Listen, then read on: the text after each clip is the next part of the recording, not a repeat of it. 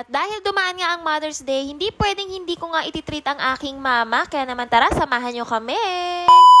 Inaya ko nga ang mama ko na umalis kami at kako nga ay magpapa-foods pa kami. Aba, ang sabi pa nga ay dapat daw may manicure at pedicure. O siya, wish granted. Maglalakad lang pala kami ng mama ko kasi nga walking distance lang naman dito yung pupuntahan naming spa. At dito nga yan sa beauty spa, dito sa may Simplicio, Santa Quiteria. Sakto nga din mga mare, pagpunta namin dito ng mama ko ay walang gaanong tao. Paano ba naman kasi ang punta namin dito ay tanghaling tapat? Oo, alas 12 in punto. So ito na nga mga mare, nagtitingin na nga ako ng kanilang services at ang napili ko nga is yung package nila, which is merong food spa, manicure, and pedicure. 450 pesos nga yun, and ayan nga, for the go na nga kami ng mama ko. Inuna na nga itong pagbabad sa aming paa. Syempre, di ba kapag ka-food spa, kailangan ibabad yan para nga lumambot-lambot ang mga kalyo. At habang nakababad nga itong paa ko, ay pinapili na nga ako kung anong gusto kong kulay ng cuticles. Alam niyo ba mga mare, na ngayon nga lang din talaga ako ulit nakapagpalinis ng mga kuko at ayun nga, nakapag-food spa kasi nga simula siguro nung nagkaanak ako ay hindi na nga ako nakabalik sa mga ganitong spa dahil nga no, 'di ba? Pwede naman kasi gawin sa bahay. At yung mga kuko ko nga mga mare, hindi ko na nga pinapahaba yan at mini-maintain ko na lang talaga na maiksi yan. Ewan ko ba, gusto ko lang talaga na maiksi at ayoko nang mahaba. Sa kuko ha, may kayo.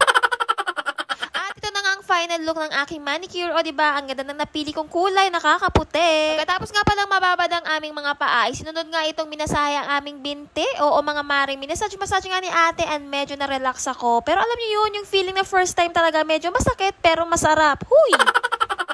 Daming alam mo, ito nga ang mama ko, feel na nga niya. So, ayan nga, no, dahil nga meron siyang cutic sa paa, tinanggal muna yon. And ako nga habang ito, nilalagari na yung aking paa. Huy, lagari ka dyan. Tinatanggal kasi yung dead skin dyan at kasama nga yan sa part ng pagpapa-foot spa. So, ito na nga mga mare, minamasaya ang aking mama and feel. Oh, deserve mo yan, ma. Alam niyo ba mga mare na dito nga sa beauty spa, ay hindi nga lang foot spa, manicure, pedicure ang ginagawa nila dito. Meron din sila ditong ino-offer na magpapa-eyelashes, ganyan. May skin rejuvenating, underarm, ganyan. Ang dami nilang services offered dito. Kaya naman kung malapit kayo dito, dumayo na kayo dito. And talaga naman yung mga personnel nila is mababae. Shout out sa inyo.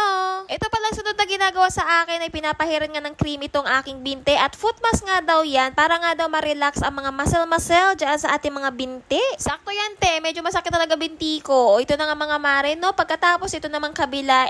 Dito na nga, inaano na nga yung aking paa. Ayan, minamassage pa. Ang sarap-sarap, grabe. Sayang nga lang, wala ata sila ditong whole body massage kasi kung meron, ay nako talaga namang go na go ako dito. At ang tignan nyo naman ang mama ko, hindi alintan ang pagkagutom. Diyos mio, Marimar. O kasi ang punta nga namin dyan ay tanghaling tapat. Ayun nga, hindi na nga din kami nakapag-lunch and breakfast lang talaga ang kinain namin. Pero okay lang, tingnan nyo naman, mukha naman kaming busog, diba? Nakaka-relax din kasi yung ganitong moment na kasama ko ang aking mader, o diba? Habang naka-footpass nga itong binti ko mga mare, ay sinimulan na nga ni ate linisan itong kuko ko sa paa. Nakalipas na nga ang ilang minuto mga mare, ito naman si ate. Tinanggal na nga itong semento sa aking binti. Huy, semento ka dyan! Pero in fairness sa mare, itong nilagay nila sa binti ko is nakaka-relax talaga. Alam niyo yung tipong menthol gunner, no? O pwede ba yan sa ulo ko nang ma-relax ako? Huy!